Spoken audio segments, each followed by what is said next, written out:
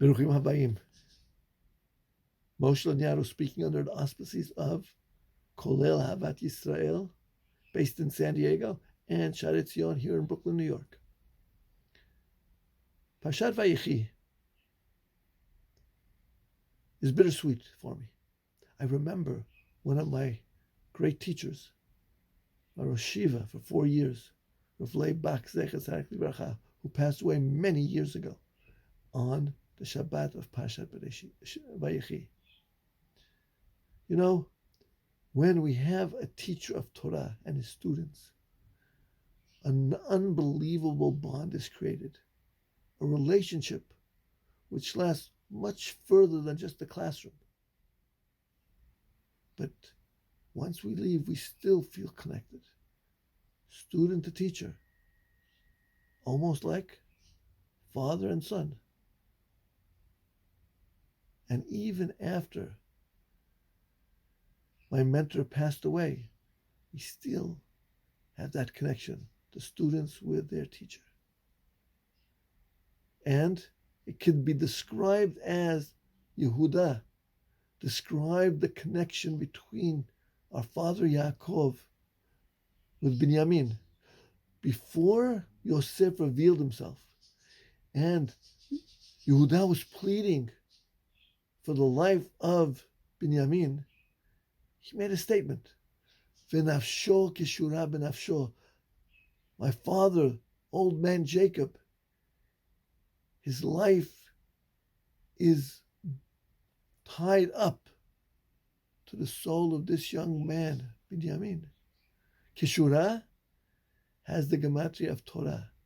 What makes that connection so strong is that Yaakov set Binyamin aside to teach him Torah.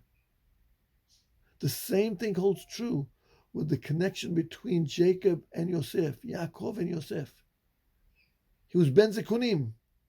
And the Mefarshim explain, what does Ben Zekunim mean? That Yosef was set aside from all the Shvatim to learn Torah with Yaakov. Therefore, besides the father-son relationship, a new relationship was created, that of pupil and teacher. And that is also a very powerful relation when the teacher is teaching Torah. Torah connects us, and connects us in a very strong way.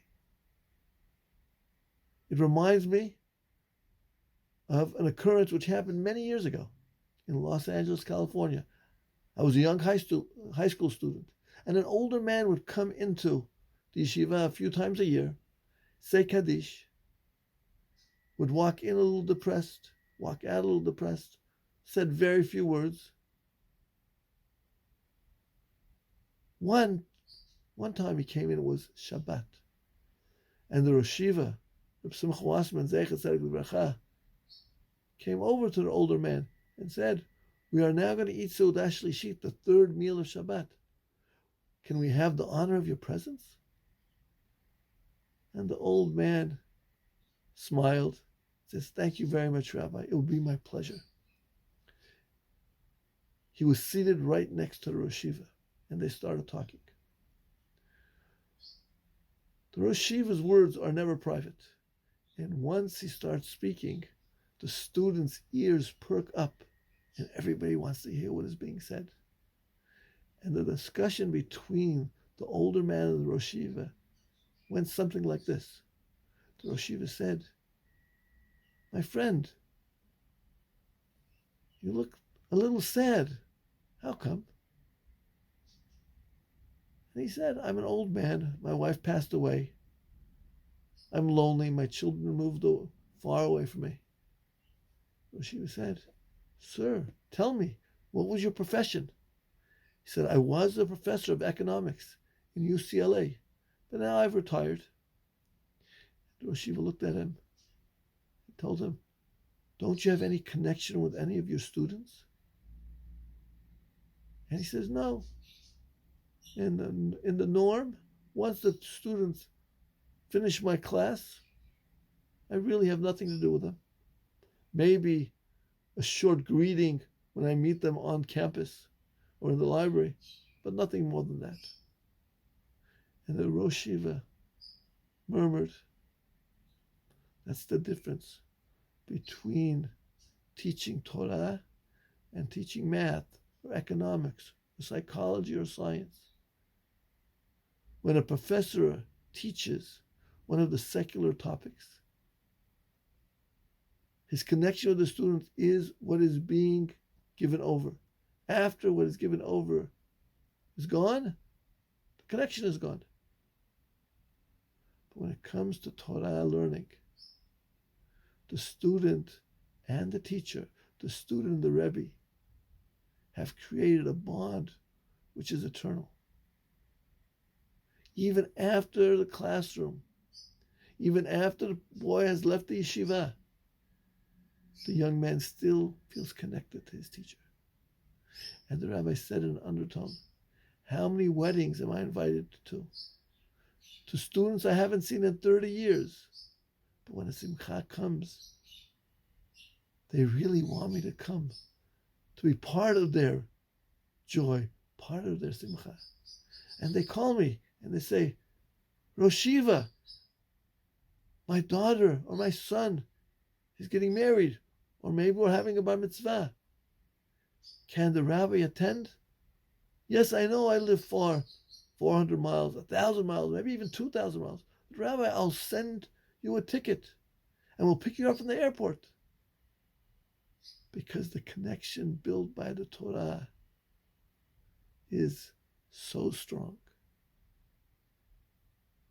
Bezrat Hashem, we as parents, of course, have a connection with our children. Mother, son, mother, daughter, father, son, father, daughter, those are strong connections. And those do exist even after the passing away of the parent. But we can make them stronger. We can make them into a spiritual connection if we teach our children Torah.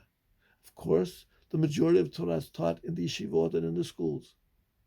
But on the days when we are home with our children, be it on Shabbat, be it on weekdays, be it on weekends, let us initiate conversation with our children concerning Torah and spiritual ideas, that our connection will not just be one of father and son, mother and daughter, but one which is inoculated with Torah.